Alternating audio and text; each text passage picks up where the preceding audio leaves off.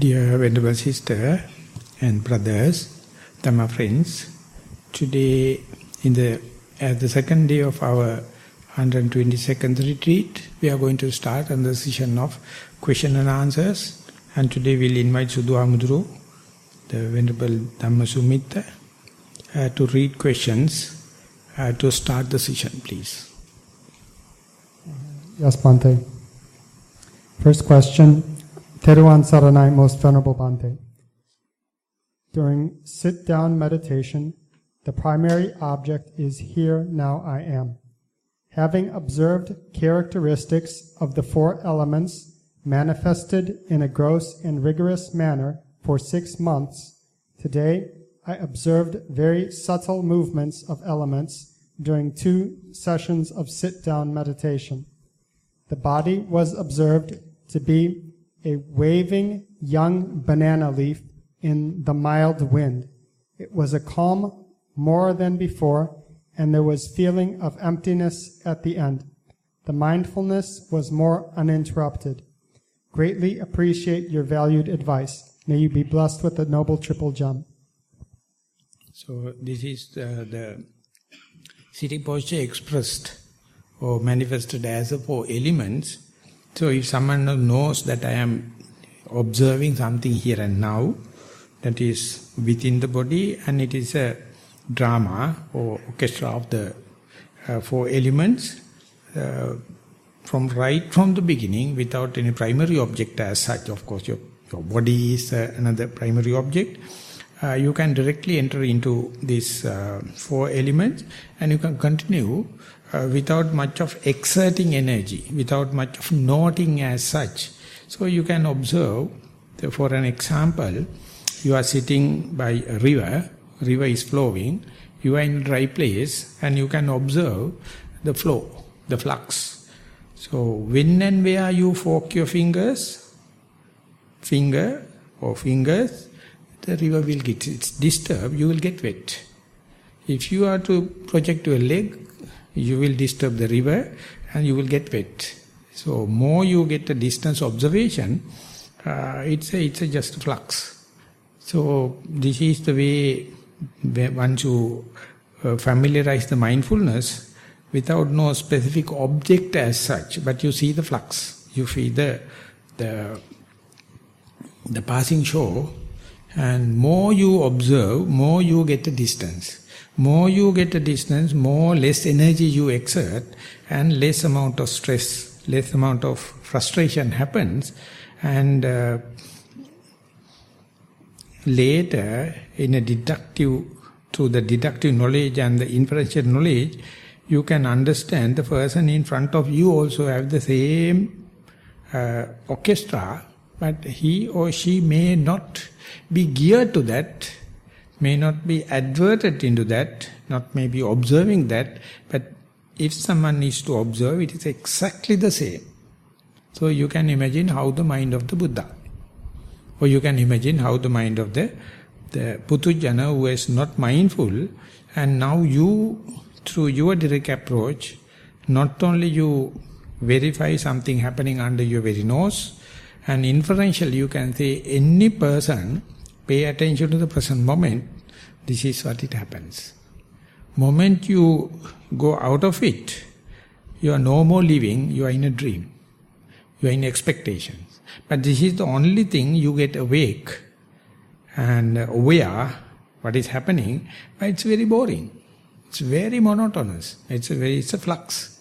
So if someone understands, as far as I am with this thing under very nose, even though it is not very attractive, I am safe because I am not committing anything, no intention, no volitional activity, just a passive observation. That passive, I don't undermine the term diligence and vigilance. You are vigilantly and diligently observe. Passive means you are not emotionally, volitionally, willfully connected, committed.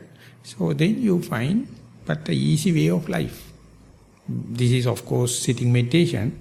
So therefore let the mind and body to be engaged in this observation. More and more you familiarize it, you may find they learn the art, how to get the distance from the phenomena, but still you are vigilant, still you are diligent. So, under such circumstances, one may ask, where is in-breath and out-breath? Where is the rising and falling? Where is the beginning, the middle and the end? Where is the noting? Where is the left and the right? Where is the left, the lifting and dropping? Where is the lifting, moving and dropping? All gone. Whenever someone go to this level, that means these preliminary stages are already mature. But one day, you may find you can't directly go and plug into this situation, this vibration. Under such circumstances, you must surrender, must be obedient and innocent to go back to the rising and falling, or in-breath and out-breath, or left leg and the right leg. And once the mind come up to this maturity, this kind of continuity of mindfulness, again it naturally go and plug into these elements. So therefore, whenever such elementary drama or orchestra are going to happen, don't pull back your attention to the in-breath and out-breath. Don't complain telling that I can't see the beginning, the middle and the end. Just try to familiarize it, just facilitate it, and you find the vigilance and diligence is there, but you have a kind of a distance observation. Dear Venerable Sir, with mindfulness on the breath, the body becomes deeply relaxed and the mind becomes calmer. Then I often get into an unconscious state, still sitting upright, or I become sleepy. It seems difficult to be relaxed in body and calm in the mind, and at the same time have energy to stay conscious, mindful, and awake. The Sri Lankan heat certainly doesn't help to keep a good energy level. Please advise. Thank you. So I got a confusion. Right from the beginning, second sentence like it says relaxed, but later again in the same essay, there are some sentences indicating mind can't relax. What is the, therefore you may please repeat the same thing. You may read again. Yes, with mindfulness on the breath, the body becomes deeply relaxed and the mind becomes calmer. Then I often get into an unconscious state, still sitting upright, or I become sleepy. It seems difficult to be relaxed in body and, at the same time, calm in the mind, and at the same time have energy to stay conscious, mindful, and awake. The Sri Lankan heat certainly doesn't help to keep a good energy level. Please advise. I think I got the point, whereby whenever, when you're observing the breath, calm breath, or relaxed situation, if you are not facilitating it, if you are not appreciating it, it will cool down and ultimately mind get hidden like. So untrained mind report it as sleepy. So therefore you will go into a slumber and slimy mind and you can't entertain it. If the mind is not calming down, and if you are complaining, telling my meditation is no good, I am not mindful, the agitation can happen. But that is not reported there. In this particular one, it's what I added. So when and where the mind object becomes subtle and the mind is becoming face to face with, and mind is with mind become congealing like, you have to go prepared with two criterion. First thing is, you have to understand this is not an accident, it's a result of meditation. And the second criterion is, your mind is with less and less defilements. So whenever it is going, advancing according to the meditation or patipada or methodology, and the stream of consciousness becoming less and less frequented with defilements, unless otherwise you go prepare and appreciate it, it will become a slimy mind, and ultimately you may claim it as sleepiness and unconscious kind of complaints you may add into the essay. Instead, what you have to do is, it never happened accidentally. It happened always in a gradual way. As and when the object becomes subtle, you have to expect what is going to happen. So what you have to be, what is your contribution, or what is your facilitation is to be prepared. Then, in a poetic language, it is training how to awake into the sleepiness, or how to awake into a dream. So it appears like irrational, it appears like a not formal kind of knowledge. The day, imagine, you can awake into this emptiness, and then you can find no stress, no frustration can happen, and the very observer also not there. But the observation is there. So how to go from the observer to no observer, how to go to the object to no object, how to go to the self to non-self. So it is very difficult for a rational thinkers to happen. But it's a possible thing. If you have faith, if you can go prepared, the essay indicates the basic potential is there.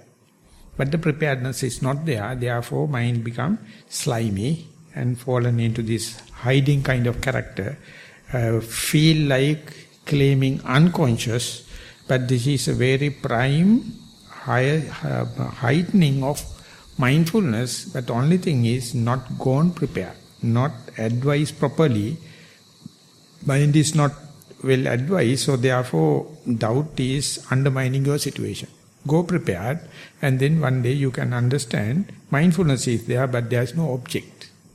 It is called signless, it is called objectless, but you can see how the object what you have taken as a primary object or the pivotal point is slowly reducing, but later you may find no object, but the mindfulness is there. So that is not a known area. When these kind of thing explained by Sigmund Freud in so many decades ago, Carl Jung, he told Sigmund Freud found a tunnel from the conscious mind to unconscious.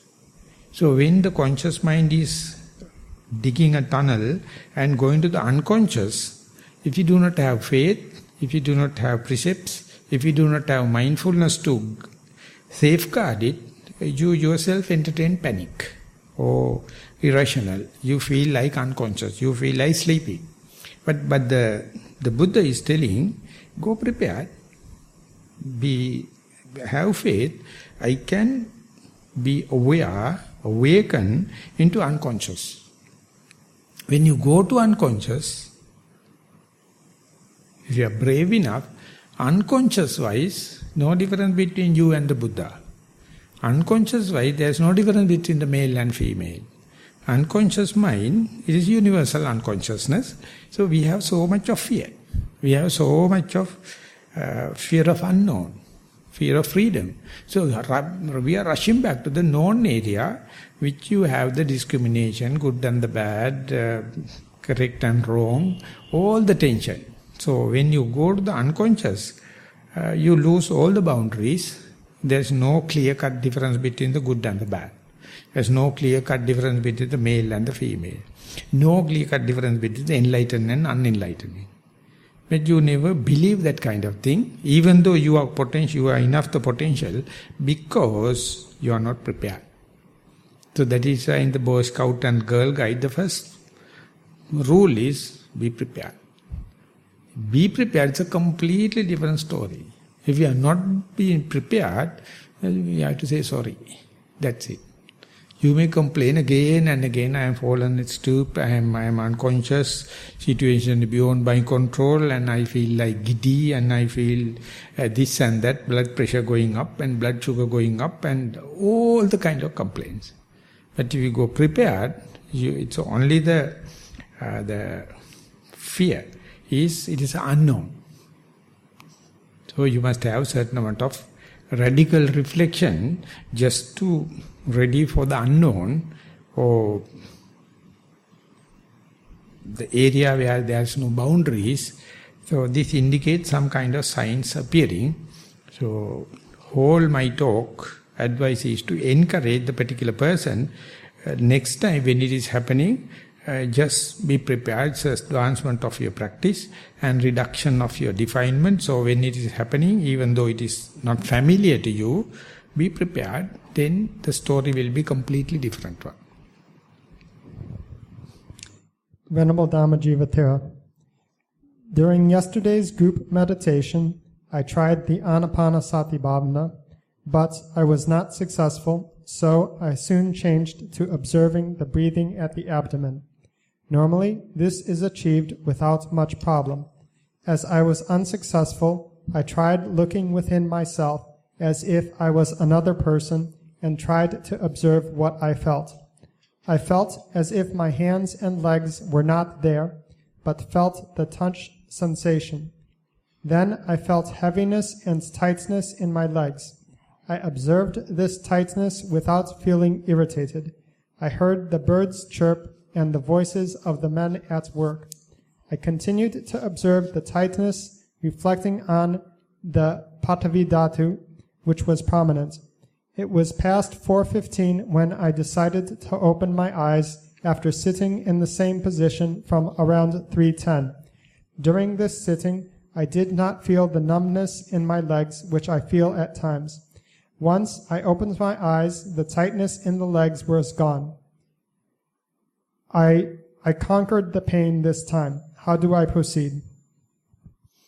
This is story starting with the failure towards in-breath and out-breath, but the same person tried alternative at rising and falling, and then the mind is going towards this boundaryless or boundless area, infinitum, and when you go there you can understand the situation is of course not under your control, but no stress, no tension. So basically under such circumstances, you may see the boundary between me and not me is not sure.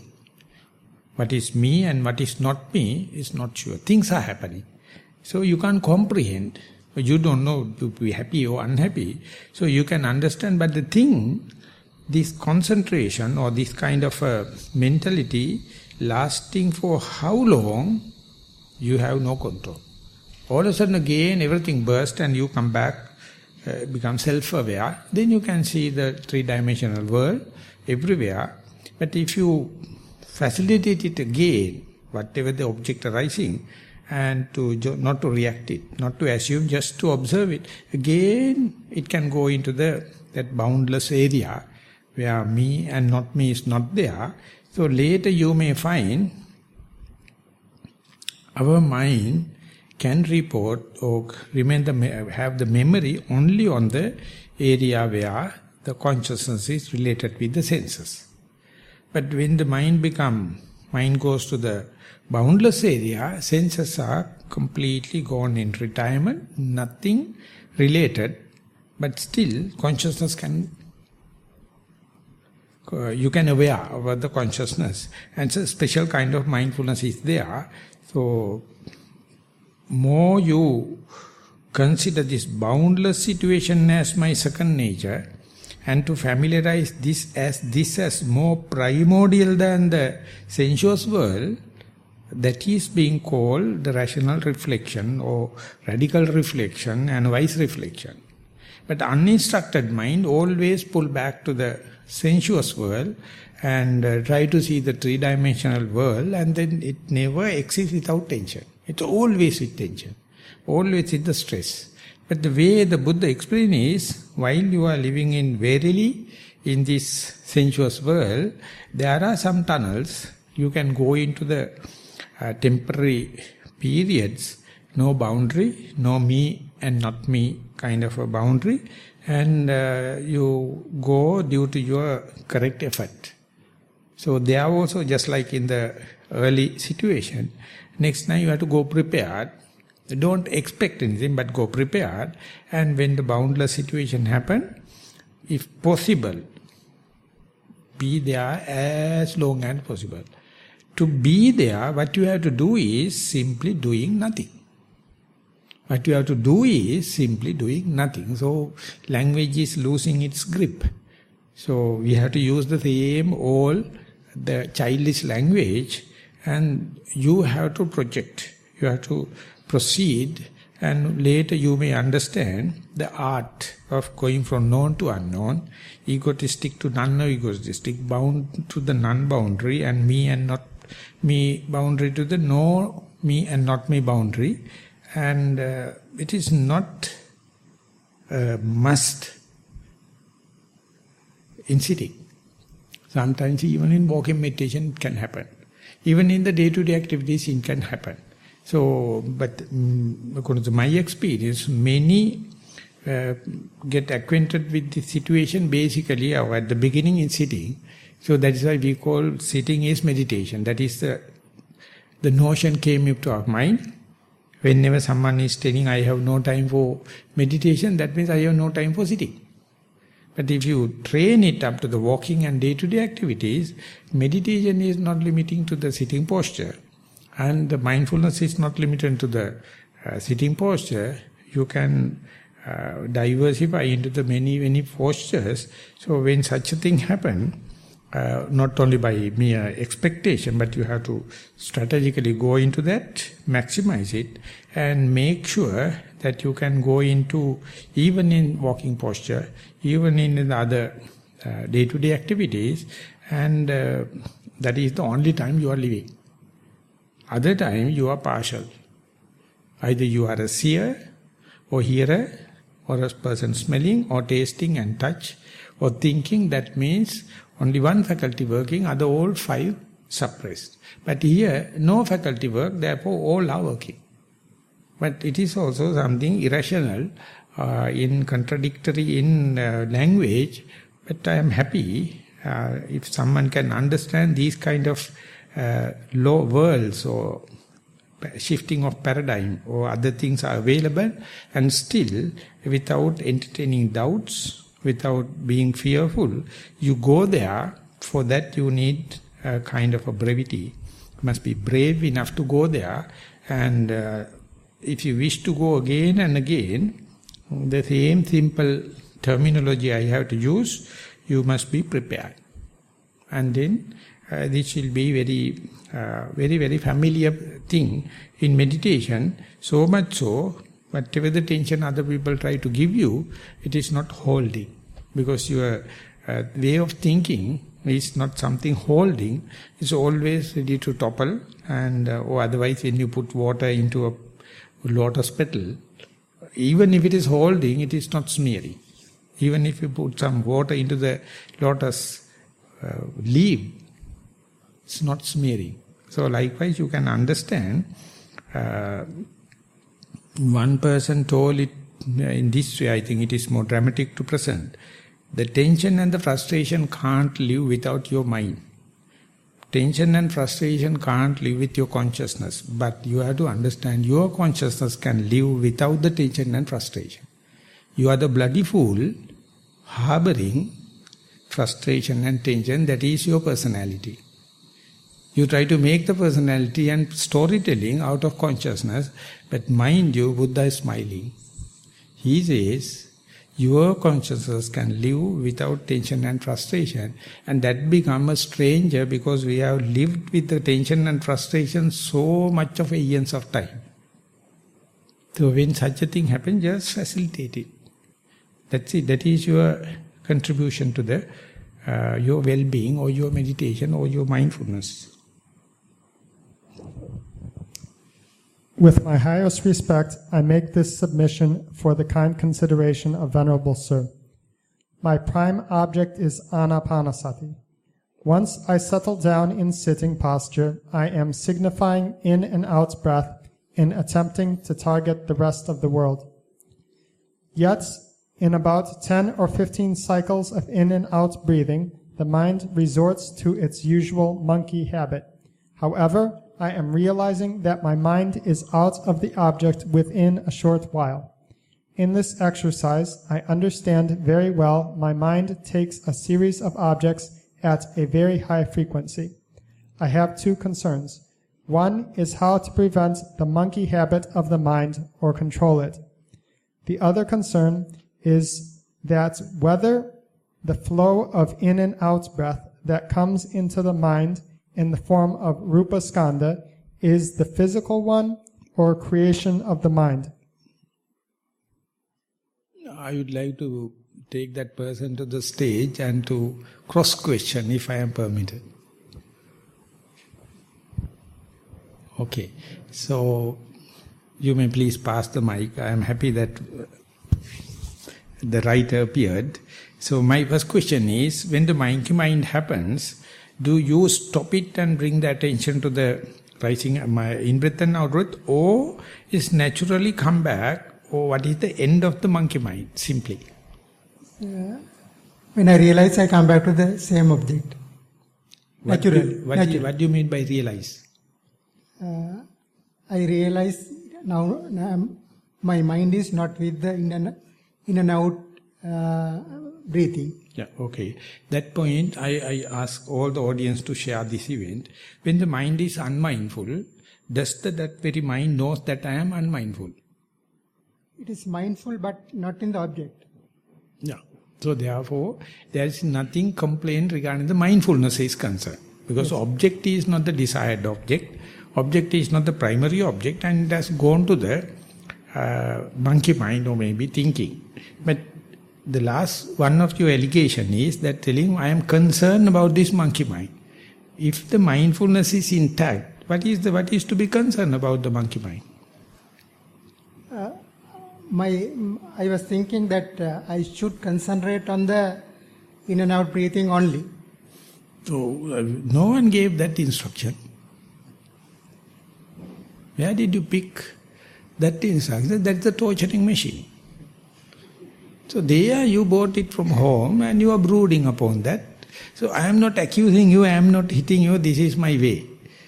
I am happy that you came to, so the cross-questioning, you see, our bloody fool mind always find a reason to be worried.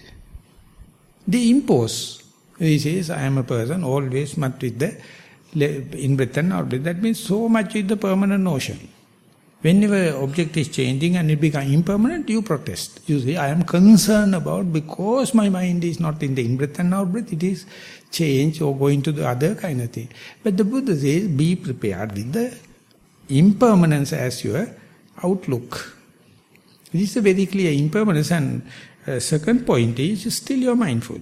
Otherwise, when your mind is going out, you can't remember, you don't know that mind is not with the in-breath and out-breath. That understanding I am not with the in-breath and out-breath, it's a much better, much efficient, much pragmatic mindfulness. So my question for that, to highlight that is, when you are mindful on the primary object, we call mindfulness A. And there is another situation, you know you are not with the primary object, that is called mindfulness B. Out of A and B, which is the most efficient mindfulness? A. No. No. When the mindfulness is diversified, it says, I am here, I know. And I am not here, I know. So, and if you are still try to be in the only with the primary object, your mind will never diversify. It will be stagnated, like the vegetable. So let the mind to grow. That is what the meditation is. You take this as a pivotal point. You take this as a benchmark. You take it as a reference. But once that is established, mind is growing. That's a universal law. So when it's growing and it go out and it knows, I am out. So the Buddha says, this is a very clear sign. Otherwise, you see that when you are in babysitting, if the baby is always in the cot and it never grows throughout maybe 20-30 years, never jumping over that, do you think that baby is good? Vegetable. If the baby is growing, it will jump over your head. Then the baby is growing. So therefore meditation is something dynamic. We don't know how to foster it, how to facilitate it. We always cross-question. That is the utter entertaining of doubts. But the mind is growing. Meditation is growing. It is diversifying. But our rational mind is always put barriers and ask why. We have no rights. Why is a destructive question. If something happens, something happened. Asking why is completely, it's a blockade and it's a destructive. So you have to accept, yes, mind gone out. Only problem is, are you aware of it? Yes. If it is so, it's a much efficient mindfulness, pragmatic mindfulness, and very sharp mindfulness. So after clarifying that, now what I kindly ask you is, whenever such understanding comes, now I am not with the primary object, I am with monkey mind, and when that happened, how mind come back home from the wrong place to the mind, the primary object. When and where you try to report the way home back, almost enlightened. Not going out. Going out is something to be worried. The gone mind, how does it come back to the primary object? If you can thin slice of time and see this is the wrong place, this is the correct place, my mind knows, or my mindfulness knows, from here I have to go there. And the way it is coming back, if you can give commentaries, you must not with regretting mind. You must be completely refreshed mind. And understand, and then it is the highest, the biggest literature on the earth. If you can write how the way come back home, there are few books, there are some few essays on the earth, they report how they come from the wrong place to the correct place without regretting. Very difficult for a human mind. Our mind is so much of disciplinarian, torturing machine. We impose discipline and then we torture. And from such a person, can't expect any sympathy to other person's mistake. You all people are disciplinarians. So you never sympathize yourself, you never sympathize others. So in order to give the sympathy or sympathetic mind, just sympathize your outgoing mind and instead be aware, be diligent, be vigilant. From wrong place, how does it come back to the breath? When you come back to the breath, if the breath is same as calm and quiet, that indicates mind is mature enough to see the breath and to report how do you observe the breath when you come back. And Pandita said, who passed away a few days ago, he says, if you can report when you come back to the breath is as crispy as earlier, that means the whole trip have made any defilement. Anything happened, everything nullified, you are pure. So that is the first part. Thanking you about cross-questioning. I'd like to know the second allegation.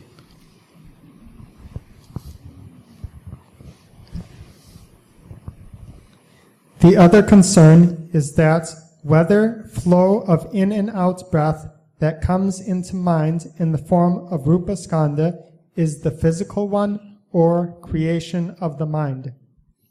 The Buddha mentioned, it is something related to the yesterday's talk, when you are in the sense world, sexual world and the sensuous world, it is represented by a lot of materiality. Visual objects, sounds, smells, tasty foods, luxuries and all the kind of thing. But you renunciate that and when you go and sit close, they appear as perception of visual objects, perception of sounds, perception of smell, taste, touch. It is called, the original one is called kama guna or sense objects. What once you sit is coming up as kama sanya, perception of sexuality or sensuality. So then you are struggling how to rescue your primary object. Now you manage to be with the primary object, that is in breath and out breath in this case. Once when you observe keep on observe and familiarize the primary object, it leaves, the materiality leaves, leaving The perception of materiality there. Rupa is leaving Rupa Sanya here. At the beginning, when you are starting the game, it is a Rupa. It's a very gross, three-dimensional, concrete Rupa. And when you more and more you observe, they dissolve. And ultimately, it's Rupa Sanya is remaining. They are yet another way of asking this question, is this Rupa Sanya a concept or reality? Now you are lost. You don't know whether it's a concept or reality because at the beginning it was Rupa, or materiality, concrete. More and more you observe, more and more you be face to face with it, more and more you become immediate with the object, they become see-through. They become volatile. They become liquidified. And there you don't know what is the shape, what is the manner, and they are just become a flux or energy. And you don't know whether it is something see-through or something with the solidified with the 3-dimension. Whenever you see it is 3-dimensional, yes, it is 3-dimensional. Whenever you try to see, no, it is volatile, it is volatile. And there you lost in the dream world and the realistic world. And now you can understand if the mind wish to say it is a materiality, you are the very person who is seconding it, says, yes, it is materiality. If the mind is going to ready to say, no, it is not reality, it is concept, yes, it is a concept. So whatever you think, what is your consciousness decides whether it's a E is equal to mc square, whether E or M. M means matter, E means energy. The relative factor is the square of c. That's the velocity of the light. And you see now, matter become energy, energy become matter. So now you are a scientist or a mystic. So today's science is completely lost the ground.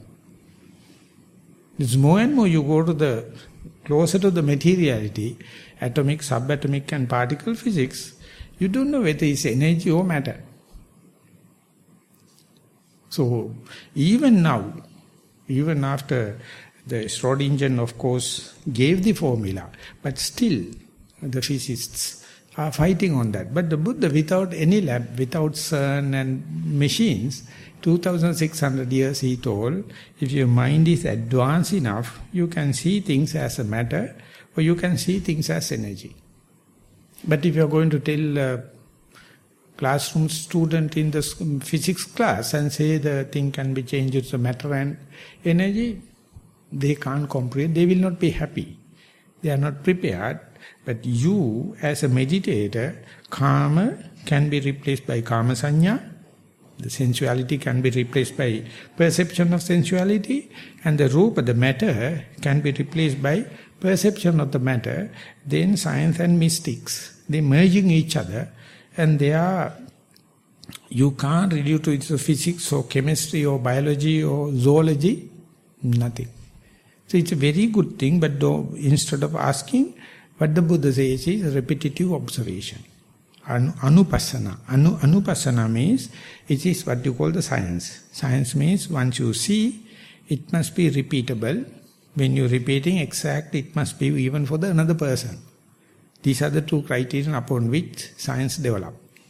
Now they call it is science. But the Buddha was the first scientist. He told whenever matter change into the energy, energy change into the matter, that can be repeatable. So therefore when it happened once, don't arrive at any decision, just observe again. Just observe again and again, more and more observe, your doubt will be rectified and you can understand. And the secret is, when you keep on observing, your consciousness itself is evolving. Not the constant fixed consciousness is observing the matter and the perception of the matter, but your consciousness evolves. So therefore now physics says each and every matter has antimatter, or dark matter, or dark energy. They can't live without this reciprocality of the one object. The Buddha says Kama and Kama Sanya, Rupa and Rupa Sanya.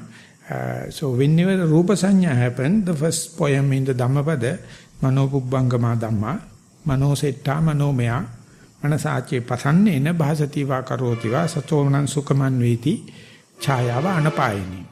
When you look at such a thing with prepared mind, you can see thing is mind-made. Concept. Mind is the forerunner. It's a mind-made.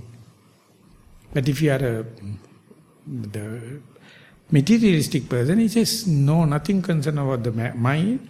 The world is matter. Matter is the most important.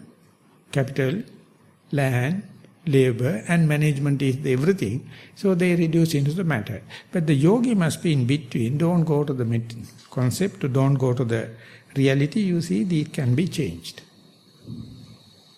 So raw materials are there. It is up to you to be prepared in the next time when you are meditating, and they have to come together and concoction has to get mature for the wisdom to arise. Thero Saranai. Most Venerable Bhante, my primary object is walking meditation. It is always the right and the left leg. I do not split into 3 phases, i.e. lifting, sending and lowering. Is it okay to continue like that with metta? No, the 3 sentences before. Yes. My primary object is walking meditation. It is always right and left leg. I do not split into 3 phases, lifting, sending and lowering. That not go into the 3, that means lifting, moving, dropping. That's right, not doing that. Never mind. So to make the situation more simple, more straightforward, as far as when you are walking, if you know you are not sitting, you are already get the full marks. Don't worry whether you are based upon the left and the right, or lifting, moving, dropping. They are too much detailed.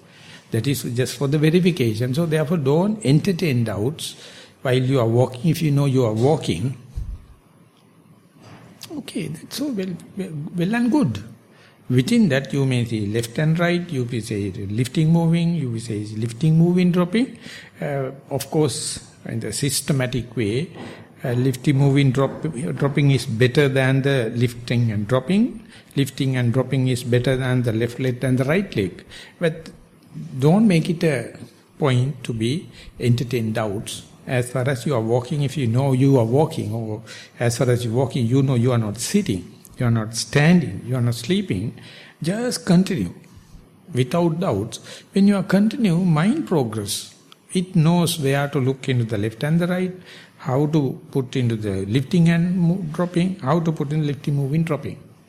That means if you are not knocking the engine, anytime you can put the first gear, second gear, third gear. So if you knock the engine and it is stopped, then it's a separate issue. But if the engine is running, you are walking, you know you are walking, you can do either one, whatever the gear. Don't worry, as far as you know you are walking, so therefore please continue. Thero Saranai, Most Venerable Bhante, this is a question on Sila. Often I observed 8 precepts at home. I have 2 children, 2 boys. Both of them are in their early 20s. The three of us are very close and friendly to each other. They hug me, kiss me, embrace me, and share their experiences at work and at studies with me. Can those behaviors do any harm to my precepts, especially to the 3rd precept and to Sammavaca? Please advise. May the blessing of the Noble Triple Gem be with you always. Sammavaca? Yes, Sammavaca, I think. Right speech? 3rd precepts. It says, can those behaviors do any harm to my precepts, especially to the 3rd precept and to Sammavaca? No, Sammavaca is not coming under precepts. It is musavada. This is maybe the sexual misconduct or celibacy. So it says if you take the precepts, 3rd precept at abrahmacharya veramani sikkhapadam samadhyami, you take the celibacy, don't let the opposite sex to touch. And that is also, if you are so allergic, then touching itself will be a very big shock. So therefore monks, when they are dealing specifically in the medical place, if the lady doctor is lady doctor, and if she is going to sink down into your mouth and observe how the teeth and all the kind of thing. So monks are getting allergic because usually dentists are going into your mouth and then problem because the females are touching. So that is also there when if your mind is so vulnerable, the Buddha has mentioned, don't let that happen. So this is the mother and the son. And even then it says, if you have doubts, that doubt is the igniting power or fire for the desire. So therefore, if you are observing the celibacy, the third precepts, it is you have to keep away. But if it is not so, if you are observing the Kamesu Miccachara, this is not much of a problem. So this is for the nuns, or bhikkhunis and the bhikkhus, it has been overemphasized in many ways. Everything is decided by your mind, your volition. But even the physical touch, some people become so worried about. So we being monks, some people are happy to touch the foot when they are paying the respect. So that is, the people, especially Indian origin, they think that they get the healing power by the touch. But our seniors are informed us, don't allow it to happen. So that's why I keep the desk in front of me. Always keep something that, so others can come and earth you or touch you. But you can read in the Bible, when Jesus walking, and he all of a sudden he feel losing of his healing power. Then stop and ask, have anyone touched my leg or my rope? Then very elderly lady come and says, yes, the Blessed One, I touch because I need healing power. So by touching itself, it is coming. So therefore, people with devotion and others, they wish to touch. And very nice example is there in Burma. During the Bagan time, there was this animistic feeling, animistic belief, and they thought, no, I will put it this way, there was a statue of a human body, and it says it is representing of the God. If you have the knee problem, you have to go and touch the knee of that particular body. And if you have the belly problem, you have to go and touch the belly of that particular, it's a bronze, this thing. And ultimately the British people came and destroyed everything, and you have part of it in the museum, in the same, Swedagon, and when you go there, you can see national diseases. The statue has the most rubbing sensation, rubbed areas worn out, that is the national diseases. People come and touch. So this is that is why it says, even the mother and the son, if you are observing the celibacy, don't let that happen. I was with Venerable Vivekananda. He is presently in the Nepal, and we were together. His mother used to German monk, and mother came. And coming, he first thing wrote was, Mother, after 8 years only you are going to come to Burma. I am going to take a trip with you, but don't hug me. Don't shake hand with me. And the mother can't explain. Mother can't understand. Why so? He shows that if so, I am not facilitating and promoting your trip. And even I am not going to fly with you in the same plane. No. That is kind of the allergic situation, or very concerned about. But this is the way sometimes it is being interpreted in the Theravada Vinaya. So, if you have no celibacy, abrahmacharya veramani sikkhapada, nothing to worry. And abrahmacharya also, it is defined in the bhikkhu patimokka and bhikkhuni patimokka, not to touch. And as a lay person, very difficult to say no or yes, because some people are very alert, very, very allergic on that kind of thing. So it is up to you. So my decision or my final decision upon this kind of thing may be not the best. So therefore, see your mind. If there is no such desire, then it is no problem. And it is not applicable if you are taking the precept of Kamesu Michachara, but Samma Vacha is irrelevant, maybe something wrong, Sudhu Amdu read it or written wrongly. Okay, that's all the written question, I hope. That's right. So we have few minutes if you have any more points or more topics or more questions available, or anything what I explain is not clear, you may please ask. We have a few minutes more. You are going to read this, Lakshmi? Venerable Sir, there is a question that I have, which is written in a complex way, so it's difficult to read. It starts from the bottom and works its way up and juxtaposes this way, that way. So I leave it to you. Ideally, Venerable Sir, given the time, if the person is willing to come forward... No. To save time and to kill your time, okay. I will say, please, that particular person contact Lakshmi Di Soisa and she will give the guidelines. Yes. Then that is the we best. save time. That is the best. And that is the way we put the responsibility upon the retreat organizer and saving time. That's fine, sir. So you have to be very, very sympathetic like a mother. Sir, may I ask a question in addition to the last question that was read out? Yeah. Now there is a mother talking about sons. So there's a difference in gender. Yeah. So let's say that I can lead a celibate life because I'm not married and I have no children.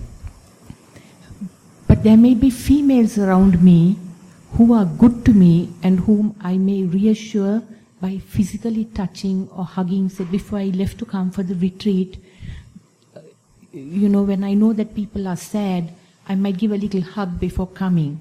Is that all right? I don't see anything wrong with it. No, it is only you have to relate it with the precepts. Okay. Otherwise, this is it's etiquette. It's a cultural way. Yeah. So therefore, in the Indian way, we pay respect, namaste or namaskara, no physical touch. But in the Western way, it's a hugging and shaking hand. I mean, they consider it as a very, very immediate thing to do it. But if you have taken the precepts, you have to understand not to indulge that kind of thing. If it is not observed the precepts, no problem. It is a cultural behavior. No much of a problem. And to make the situation more religious or more emotional and more volatile, during the time of the Buddha, there was a mother and a daughter, son. Both of them are ordained. And they lived together for one total training retreat, 3 months. And at the acquaintance so much, ultimately there was a copulation between the mother and the son. And ultimately it went into the monks, and the monks reported to the Buddha. Then the Buddha asked, does that bloody fool consider about the mother even? And then it says, even between the mother and the son, close acquaintance can lead to changing the mind. So therefore, there was the one Satta Maituna Dhamma, there's a one Sutta. If you have that kind of allergic situation or very vulnerability, leave aside this copulation or sexual intercourse, but even before, looking at even the opposite sex from that way, or that kind of, the Buddha has given 7 places, slowly, you fall into that kind of a situation, so you have to be a little concerned about that kind of thing. So they appear like not so social, but it is not applicable to the society at large. But there are some people very, very vulnerable to that side. For them, they become precautions. So therefore, very difficult to give a general guideline. It depends on the personality, it depends on the circumstances. So basically just watch your mind. Yeah. And so your thing, don't try to repeat to the others. Don't generalize, because situations and the minds are very, very volatile.